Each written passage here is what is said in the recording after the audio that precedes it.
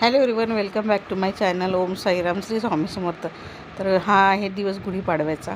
तर व्हिडिओ टाकायला उशीरच झाला. इथे माझी सकाळी पूजा झालेली होती आणि तोपर्यंत मग मिस्टरांनी गुढी उभारून घेतली घरीच. गुढीला साडी वगैरे वेअर केलेली आणि त्यानंतर आम्ही घरातच गुढी तयार करून मी एक फोटो काढला आणि बाहेर परत आता गुढीला उभारतो आहे. म्हणजे गुढीला छानपैकी तयारी करून तिची बाहेर पूजा करत आहे. बाहेर बांधावी लागते. तर खिडकीला बांधत आहे इकडे. आणि मी खाली जे आहे पाट वगैरे ठेवून सगळं पूजेचं सामान घरातूनच रेडी करून ताट घेऊन गेली होती. तर त्याच्यामध्ये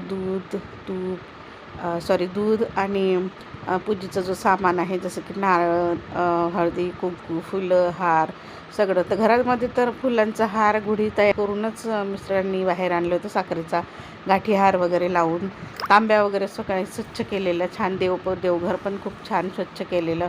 मस्तपैकी देव वगैरे घासून घरातली पूजा वगैरे करून मग आता हे गुढी उभारत आहे. तर इथे पाटाभोवती रांगोळी काढली आहे आणि धूप, दीप, दिवा, बत्ती, कापूर सगळं ठेवलेलं आहे. आता मिस्टर पूजा करत आहे, मिस्टर आणि मी.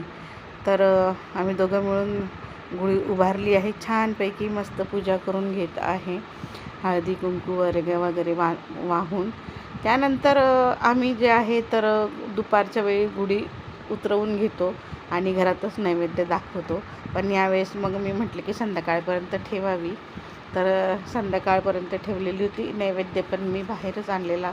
तर नैवेद्य अजून बाकी होता बनवायचा, म्हणजे जेवण वगैरे. तुम्हाला तर माहिती आहे, सण आला म्हणजे बायांची कसरतच असते.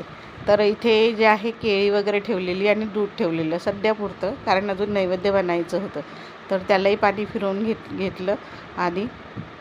आणि इथे झालेली आहे पूजा. आता दिवा लावल्यानंतर मग कापूर पण लावला, कापूरसुद्धा ओवाळला. तर आरती घेऊन घेत आहे आणि मुलगा शूट करत आहे. तर त्यांनी त्यालासुद्धा आरती दिलेली, म्हणजे त्यांच्या हातानेच तसं.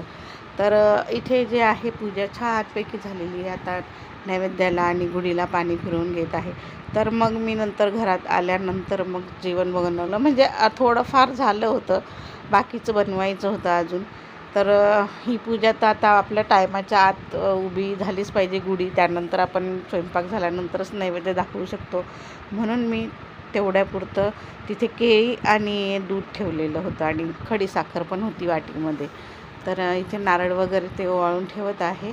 अशा प्रकारे मी अगदी साध्या सोप्या पद्धतीने गुढी उभारली आहे आम्ही दोघांनी. तर कसं वाटलं नक्की सांगा. घरात आल्यानंतर मग मी नैवेद्य पूर्ण झाल्यानंतर देवाला ताट दिलं आणि गुढीलासुद्धा बाहेर ताट दाखवून आले. तो व्हिडिओ राहूनच गेला करायचा. तर इथे छानपैकी मुलं तर काही श्रीखंड खात नाही म्हणून त्यांनी बासुंदीच आणलेली आणि मी पुऱ्या केली होती. छोले बटाट्याची भाजी, वरण भात, पापड, भजे सगळं करून घेतलेलं आणि नैवेद्य दाखवलेलं. आणि अशा प्रकारे आमची गुढी छान पूजा झाली गुढीची. नंतर पीक तर बनतच आहे. तर आम्ही सगळ्यांनी पीक काढलेले. कसं वाटलं नक्की सांगा. व्हिडिओला लाईक करा, शेअर करा, सबस्क्राईब करायला विसरू नका. Bye bye.